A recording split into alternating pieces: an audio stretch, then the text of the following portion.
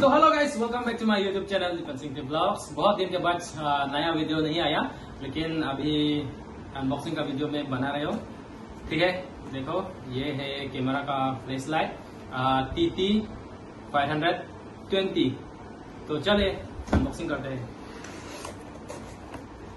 ये है bill box, मेरा नाम भी आया दीपन सिंह ब्लॉग्स, नकरवी ब्लॉगर। और इसके बाद ये भी काम भी नहीं है क्या, मसला के जैसा। और ये है, ये बहुत कम आएगा वीडिंग के लिए। चलिए अभी अनबॉक्स करते हैं। क्या क्या मिला था, यही है रिमोट, ब्लूटूथ, कुछ भी नहीं है।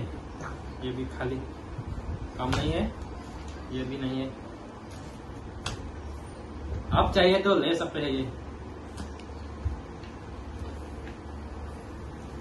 फाइनली ये वाला है गोडेक्स, ये देखो बहुत अच्छा है, वेडिंग के लिए बहुत जरूरी है।